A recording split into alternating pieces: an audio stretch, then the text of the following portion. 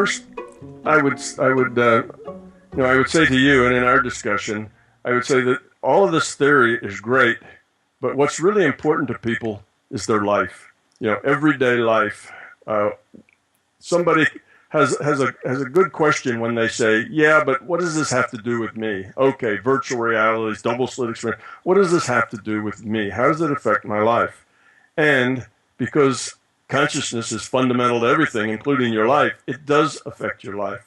So just talking to people, I wouldn't tell them about the science and about the grand theory of everything or any of that. That's really beside the point. That's working away, with the high priest. That's working away inside the culture, and that'll follow its own path. The thing that's important here for you to understand is that you are an individuated unit of consciousness, and you are here to grow up. That's your mission. That's why you're here. And the way you do that is to get rid of your fear, your ego, and instead you have cooperation, caring. You change your intent from about yourself to an intention about how can you be helpful, useful, and be part of the solution, with other people. It's not about you. Now, how do you go about doing that? Well, that's a nice theory, right? Love and peace. Everybody, well, that's not a real big deal in people's lives either. They say, yeah, but what do I do?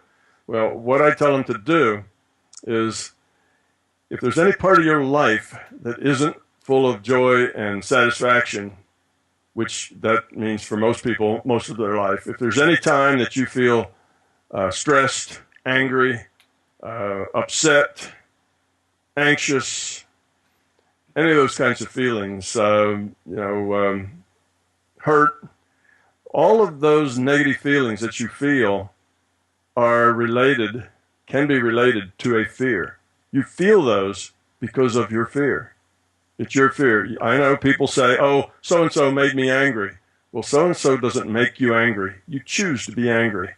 Step one is take responsibility for yourself and who you are and what you are. You choose to be angry. You could just, pass it off. You could, smile and say something that would maybe diffuse that anger in the other person. You could do other things. You have other choices. But why do you make the choice you have? Because you're fearful. You're fearful, and the fear creates the ego, and it's about you, and how dare they say that to me, you see, instead of concern about, why is that person so upset? Maybe I should, approach this differently, or help them see a bigger picture, or just leave now and let the situation cool down something. But being angry isn't going to help the situation at all. If you see it, if it's your fear creating the ego that creates your dissatisfaction, that's the source of most of your pain. That's what makes you unhappy. That's what makes your life unfulfilling. That's why you seem like you're on a treadmill and can't get off, because you don't understand that what it is you're here for is to grow up, to evolve. So how do you go about that? First, be aware of these uncomfortable, negative things going on in your life. Trace them back to the fear. Why does that make you angry? Well, it's because I'm afraid that people won't take me seriously. That person wasn't taking me seriously. They weren't listening. Well, why are you afraid that people won't take you seriously? You'll get back to a fear that basically will find some, I'm fearful that I'm not competent. I'm fearful that I'm not lovable. I'm fearful that, I can't make it, that people won't pay attention to me, and I need to be paid attention to, because if I fear I'm inadequate, then people paying attention to me helps erase that fear, and now I feel less fearful. So it's because of the fear that makes me get upset when somebody indicates I'm inadequate. So you get that back, and then once you find the fear, there's only one antidote to fear, and that's courage. You have to have the courage to accept that fear. First of all, be authentic and say, all right, that's me. I have that fear, and that's affecting. I'm acting out that fear in my life, and that's not helpful for me. That hurts me. That's causing me and others around me pain. I need to get rid of that fear. Well, the way you get rid of it is you have the courage to accept it. Say, okay, I'll accept it. If I have afraid of being, not secure, people won't like me, I'll accept that. I'm just going to be me. I'm going to act like me, and if people don't like me, I'll accept that. If I end up, alone someplace, away from everybody because nobody likes me, then I'll accept that. But at least I will be myself. And then from there, I can grow. I can change. I can become something else. But first, I'm going to own me. That's where the courage comes. You have to own yourself, accept it, and say, all right, fear, give it your best shot. I accept whatever you're going to do. I'll be that, and then I'll work on that. And once you've accepted the result that the fear that you're afraid of, the fear has no more teeth.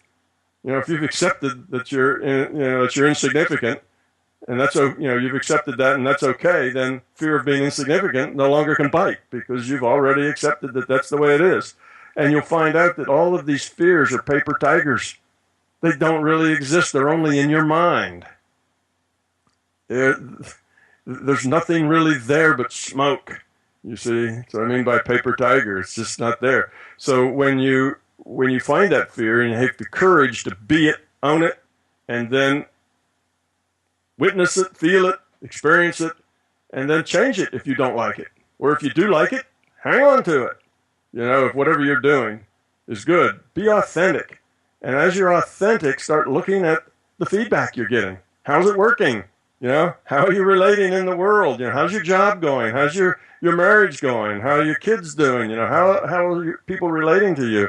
And if the feedback isn't good, then you start looking for another fear. You start looking for problems.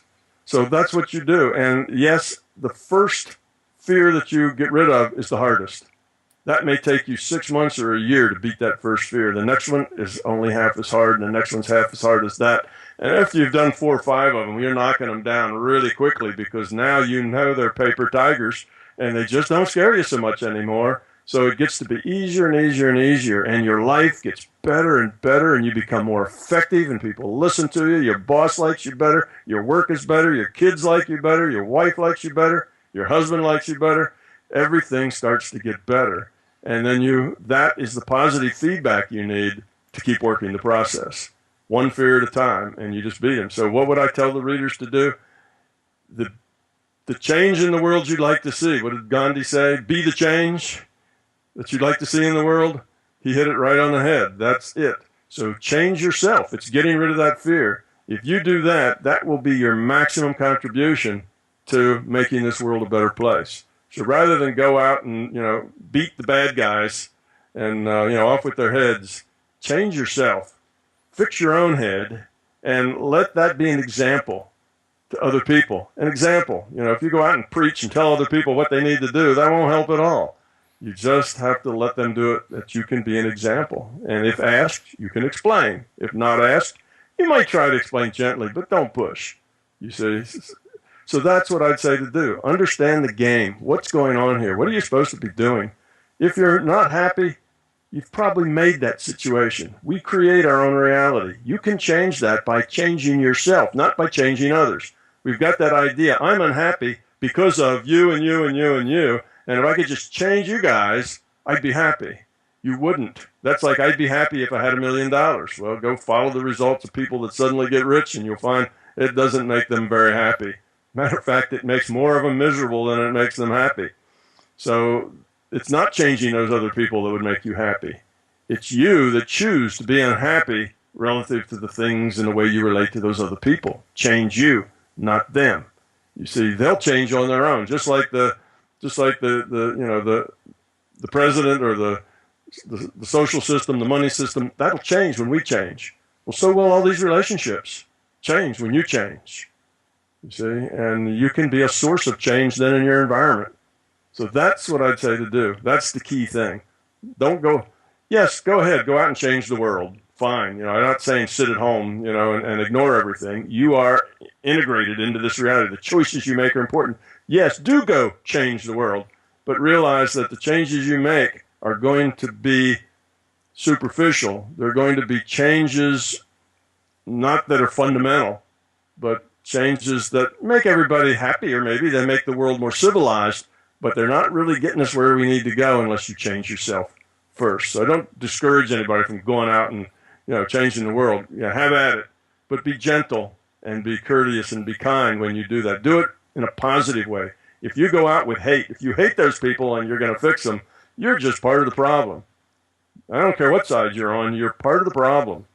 That isn't going to work. You got to go out there with love and with caring and with that sort of an approach. Otherwise, you're just, just making things worse. You're pouring gasoline on a fire if you go out there with, you're going to get those jerks and those, those people that are making all these terrible decisions and ripping us all off. And that kind of attitude does not help. That's an attitude that's in the wrong direction. That'll just make everything worse. It'll make those guys more jerks and make you a jerk. It just runs downhill from that. You've got to go out with love in your heart and caring, and you care about making things better. That's good.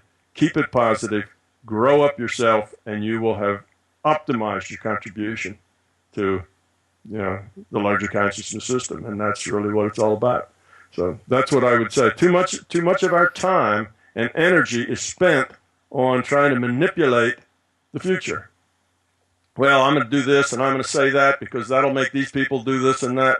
And we're constantly planning and manipulating things to come out the way we know is right. We know it's best, and we know it's good for those people if they just do what we said.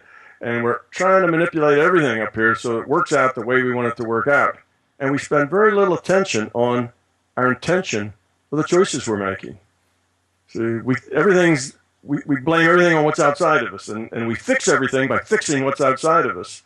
And really, we need to spend that focus on what's inside of us and what our choices are and why we're making those choices. And what does that say about us and our fear, and how can we get rid of that fear and become better people? So instead of manipulating the front end, we need to look at the middle here and say, what choices do I have? How could I act? I can be angry. I can be upset. I can beat my child, for doing what I said not to, whatever. But will that help? Is that really going to help in the long run? Is this positive? Are we going in the right direction? And why am I doing this? Where's the fear? Where's the ego? Is it about me or is it about them? And you ask these questions, and that's going to be your source of growing up. Because now you're actually making an effort to grow up. And if you make an effort, it'll happen. It's just that simple. If you continue to make an effort, it will continue to happen, and you will grow up. So it's not as hard as it seems, and the hardest part is in the beginning. Focus on your intents, and don't blame everything on everybody else and everything, and woe is me, and that is just self-destructive. It's got to be. You have to live your reality, not try to manipulate it. Live it. Make choices. Be aware of your choices. So that's what I would tell people.